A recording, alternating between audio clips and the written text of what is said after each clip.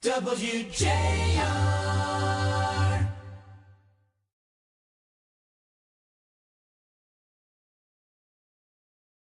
Hi, Paul W. Smith again. Oh, heck, with a camera, I probably should have put my sport coat on, but I'm not going to because many times when I'm just on the radio, I don't have my sport coat on. But I am so glad that you're smart enough to come back to WJR.com for some video on demand.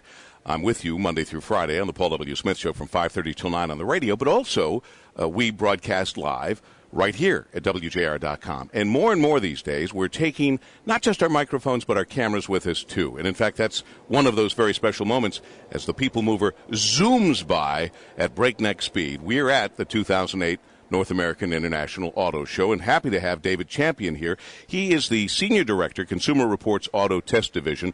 I just happen to have my Consumer Reports because, frankly, I really am a customer of Consumer Reports because I think it's a great magazine. I don't know that I've ever really used it for cars as much as I've used it for virtually everything else in my life that I've wanted to buy.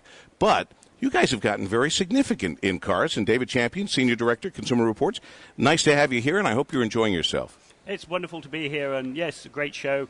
We come here every year, and it's amazing to look at all the new cars that are coming out all in one place and really get a feel of where the automotive market is going. Now, I'm pretty good at this. I can generally tell where someone's from by their accent. Brooklyn, New York. Pretty close. Yeah, pretty okay. Close. A little east. Much east. Much more east, I guess. Yeah, okay.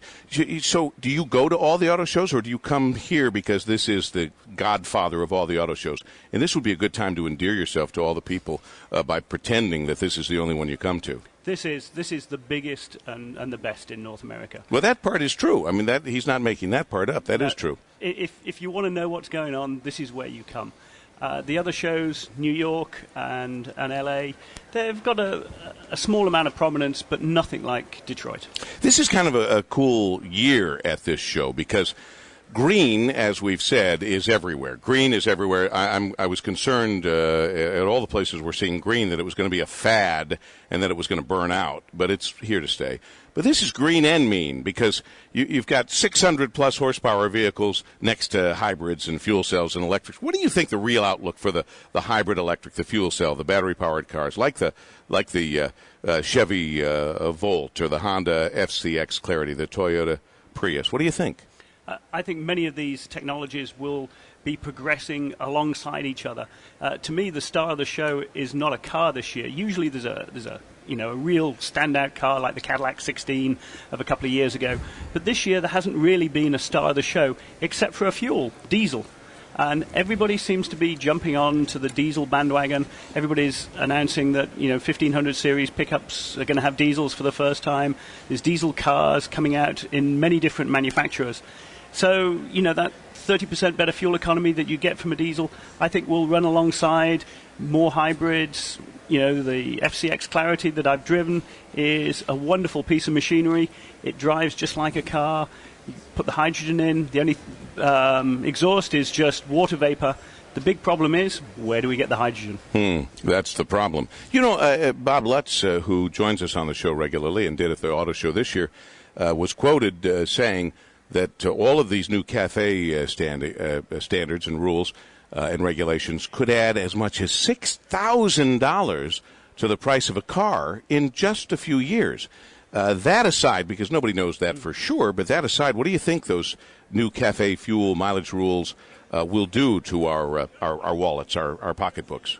Well, I think really the customer is driving the CAFE rules more than the CAFE rules are driving the customer. We've seen the price of gasoline now hit $4 a gallon. That is becoming now a major expense to the average family.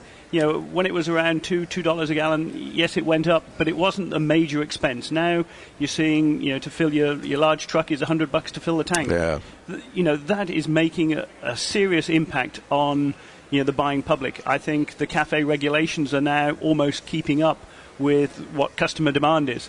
And I don't see that gas prices are going to drop much, if not grow a little bit more over the next few years. China and India are a major, energy user, so the demand for oil is going to be even greater as we move forward.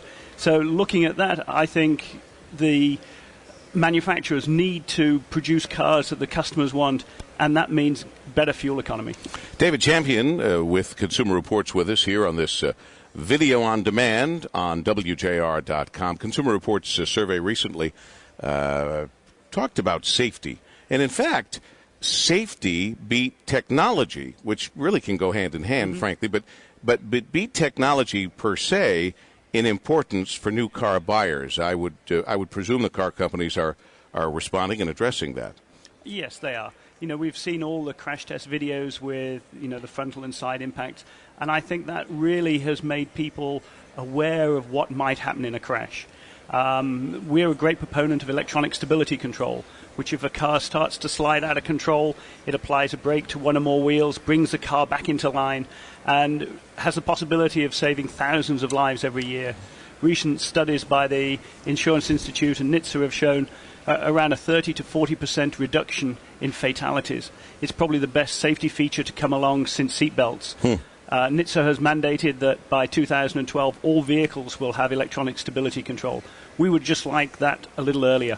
Yeah, it always bothers me when they find some either big safety thing that will make things a lot better or safer, or even when they sometimes find things that are not good or bad, and they give everybody so much time. It's like, wait a minute, if we know it now, we better just do it now. But I know that that's not taking into consideration money.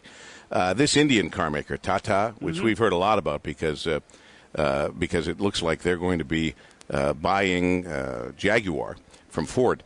And yet, at the same time that they're looking at buying a premium brand car that hasn't gotten legs here the way it should, the way I think it should, they're also releasing recently the information regarding the world's least expensive car. Nano, is it? Nano, yeah. So tell me a little bit about that. Tell me about that company and what you think about that. Well, they've really aimed this really cheap car, $2,500, at the many people in India and China that are driving around with their family on a motor scooter, which, when you see them going down the road with a family of 5 on a single motor scooter, I've seen it. Looks, like an accident waiting to happen.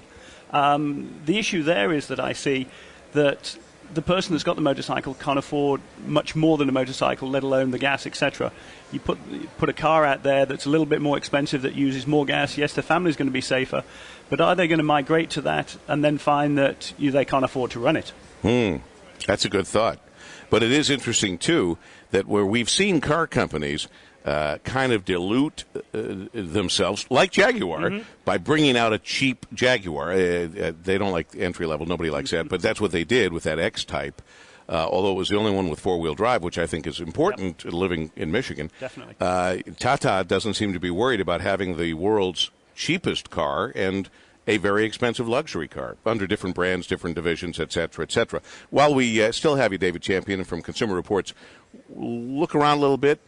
And what would you suggest to our WJR listeners and viewers here at WJR.com, video on demand, to give them some tips on when they're shopping for a new car or truck, which they can't actually buy here, but they get the ideas here? What should they be looking for? I think when you go out, make a list of, nobody likes to do homework, let alone me.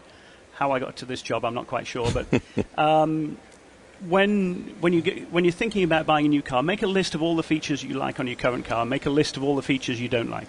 And then go out, but don't overbuy a car because you might use that little bit of extra space once a year. I see a lot of people driving around in a huge Suburban that they are going to use for a vacation once a year. It's probably better to go and rent that Suburban when you want to go on vacation and have something that suits your needs for most of your uses and saves gas mileage. Especially now with the gas prices. Well, I am a fan of Consumer Reports, have been for years and years and years. Keep up the good work. David Champion, we thank you for being with us, and we'll look forward to further conversations throughout the year on my radio show. Thank you very much. Thank you, David. Thank you, Paul. And by the way, the radio show, the Paul W. Smith Show, Monday through Friday, 5:30 till 9 at 760 on the AM dial and at WJR.com, where you can always start your day, go there in the middle of the day, end your day, look for video on demand, do some great shopping, pick up on some of the interviews we've had on all the various shows in their entirety. It's a good place to be.